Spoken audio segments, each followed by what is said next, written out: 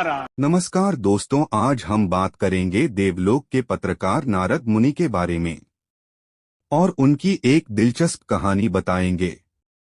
इसके लिए वीडियो को अंत तक जरूर देखें। नारद मुनि भगवान विष्णु की भक्ति में साधना करने बैठ गए। ज्ञानी ध्यानी नारद मुनि को तप करते देख देवराज इंद्र को लगा कि कहीं नारद मुनि अपने तप के बल पर स्वर्ग की प्राप्ति तो नहीं करना चाहते। इस पर उन्होंने कामदेव को स्वर्ग की अप्सराओं के साथ नारद मुनि का तप भंग करने के लिए भेजा, लेकिन नारद मुनि पर कामदेव की माया का कोई प्रभाव नहीं हुआ। तब डरे हुए कामदेव ने नारद जी से क्षमा मांगी और स्वर्ग को लौट गए। कामदेव की माया से मुक्त रहने पर नारद मुनि को इस बात का अहंकार हो गया कि उन्होंने कामदेव पर विजय प्राप्त कर ली है। ऐसे में वह अपनी विजय का बखान करने श्रीहरि के पास बैकुंठ पहुँचे और उन्हें पूरी घटना बताने लगे कि कैसे उन्होंने कामदेव को जीत लिया। श्रीहरि विष्णु नारद जी के मन में आ चुके अहंकार को जान गए और उन्होंने अपने परम प्रिय नारद मुनि को अहंकार से मुक्त करने का निश्चय किया।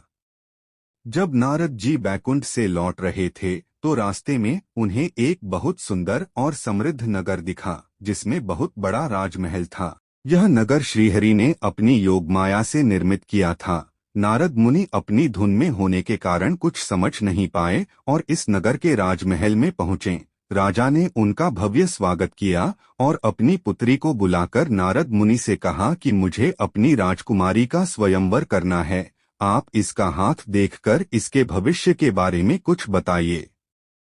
राजकुमारी के रूप को देखकर नारद जी मोहित हो गए। जब नारद जी ने उसका हाथ देखा तो हथेली की रेखाएं देखते ही रह गए। उसकी रेखाओं के अनुसार उसका पति विश्व विजेता रहेगा और समस्त संसार उसके चरणों में नतमस्तक होगा। नारद जी ने यह बात राजा को न बताकर दूसरी अच्छी बातें कहीं और वहां से चले गए। राजकुमारी का रूप और उसके हाथ की रेखाएं देखकर नारद जी वैराग्य को भूल चुके थे।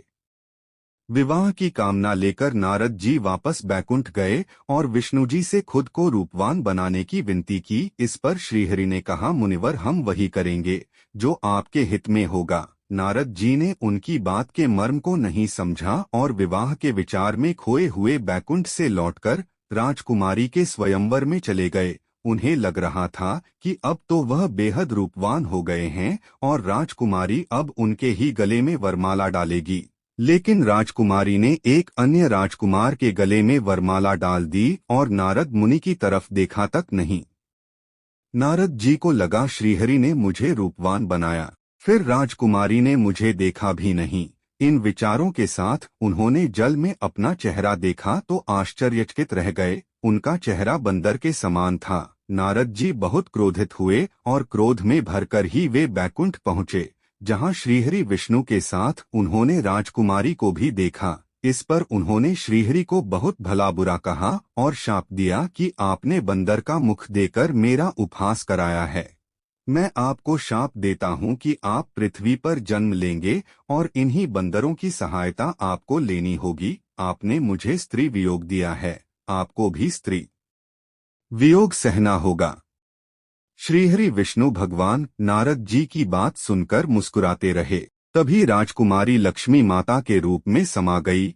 यह दृश्य देख नारद जी को समझ आया कि वह राजकुमारी कोई और नहीं स्वयं माता लक्ष्मी थीं और वह राजकुमार कोई और नहीं स्वयं श्रीहरि विष्णु थे।